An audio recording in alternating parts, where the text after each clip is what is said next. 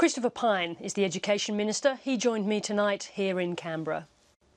Christopher Pyne, welcome to 7:30. Thank you, Sarah. Now, the unity ticket that you had with Labor before the last election on education funding is now officially over. How do you expect the states to find the money to fund those school improvements that you were both in favour of? Well, the unity ticket, in fact, is entirely in place. I hate to disagree with you so early in the interview, but we promised that we would fund the school funding model over the forward estimates over the 4 years of this funding agreement. And that's exactly what we've done. Except that I think that what people understood from the unity ticket was that you shared the view that those improvements to schools, particularly lower performing schools, that was an idea, a concept and funding that you supported. People didn't understand from that you were going to disappear from that system 4 years later. Well, we're not. So the new school funding model remains in place for 4 years, as we promised before the election. In fact, ironically, we're putting more money into school education than Labor would have, because Bill Shorten took $1.2 billion out in the pre-election fiscal outlook. So we're delivering $18.1 billion for schools in 2017. Beyond that, we haven't said for a moment that the model will change. It will continue to be a needs-based model with loadings for things like disability and other disadvantage. It will increase year by year by CPI plus enrolments based on the base figure in 2017. So, in fact, the new school funding model will continue into the future. But the big ramp up to fund the Gonski reforms as they were laid out in the report, that money is not there after the forward estimates. Well, Labor was never implementing the Gonski model because the Gonski model was $114 billion over 10 years, and not even Labor was pretending that they could do that. The extra money that they used to promise was a blue sky promise that they know they could never have delivered. And if they promised to deliver it now, the question will be to them, well, where is the money coming from? Well, let's talk about the $80 billion that your government has decided to remove from the states over 10 years. Part of that is education funding, it's health and it's education.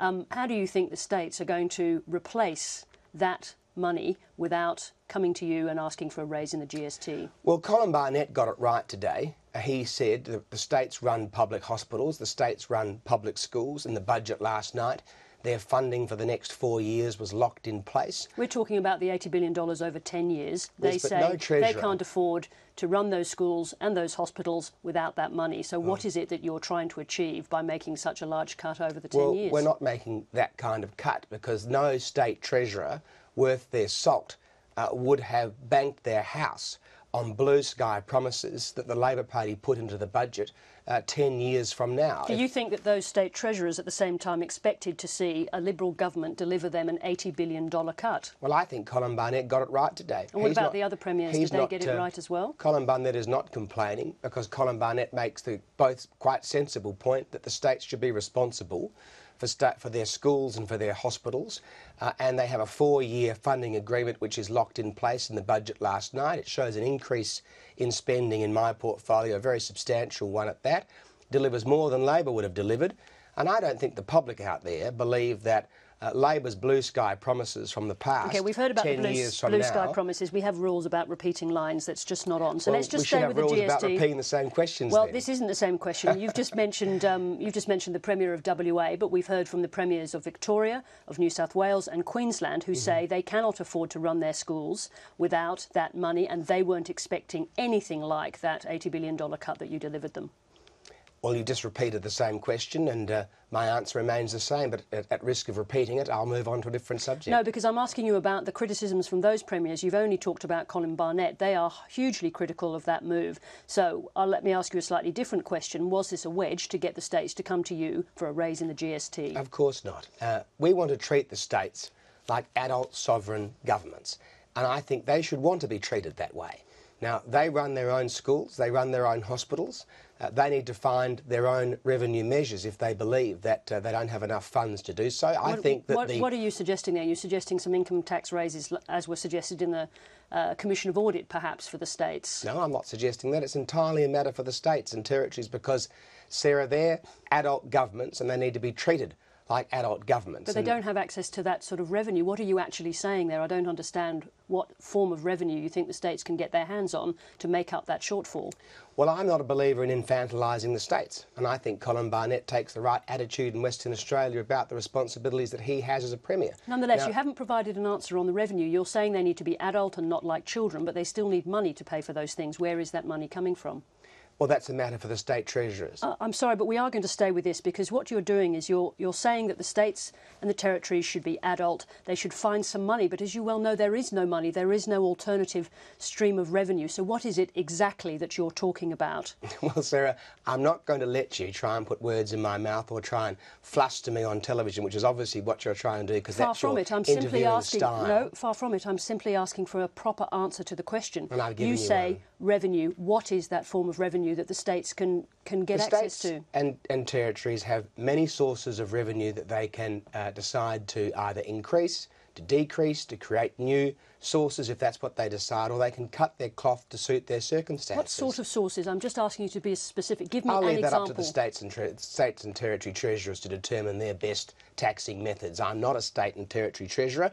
I'm the Federal Minister for Education, and I thought you wanted me to come on the show and talk about higher education reform, but clearly I was wrong about that. Now, we spent so long on this because this was a measure of your treasurer, your government in last night's budget, but we did want to talk about reform in the universities. I think you've run out of time. No, I think we've got enough time just to talk about the fact that we are now talking about universities being freed up to charge their own fees.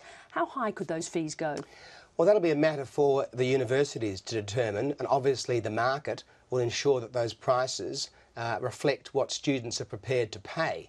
Now, the great thing about our reforms in higher education is that it massively expands the number of students that will be able to access higher education. So we're bringing the demand-driven system to diplomas and associate degrees, giving 80,000 more students an opportunity to go to university in these pathways programs. That's coupled, of course, with a new trade support loan program, which will mean that apprentices will have a great deal more support like higher education students have had. So we're expanding the opportunities to low socioeconomic status students and students with potentially low ATAR scores to get a university education. And we're going to have the biggest Commonwealth Scholarships Fund in Australia's history. So this is a great news story for people who want to have the opportunity to go to university.